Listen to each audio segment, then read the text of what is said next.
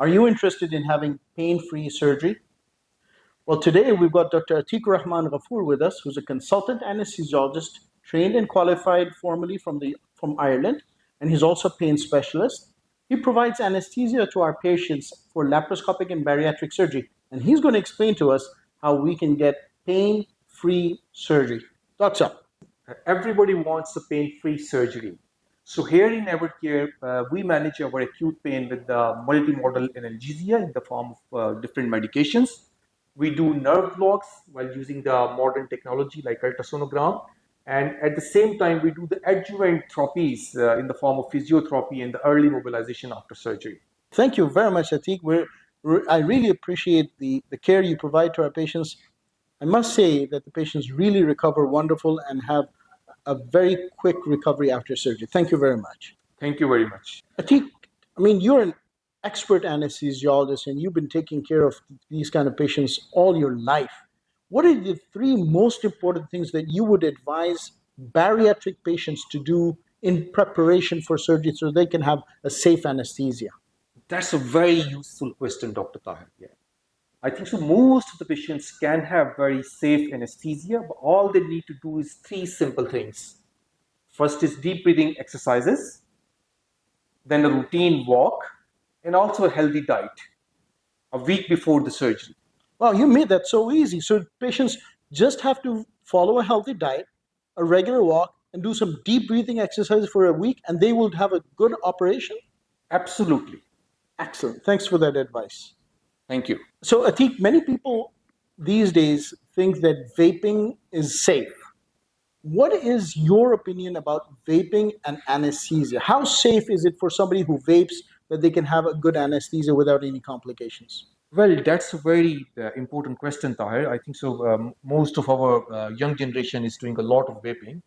So if you talk about the scientific evidence, I think so science is yet not very clear about it. But one thing we are sure, like it's not as harmful as the smoking there.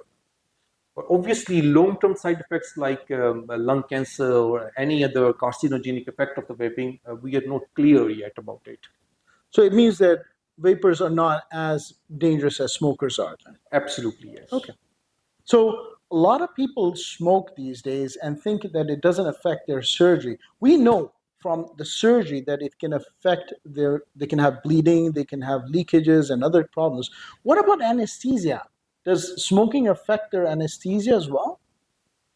Well, anesthesia involves putting a lot of gases through your lungs into the body.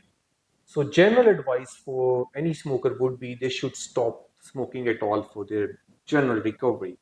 But in particular relation to the surgery, it should be stopped a couple of weeks before the surgery so their lungs can recover very well from the anesthesia.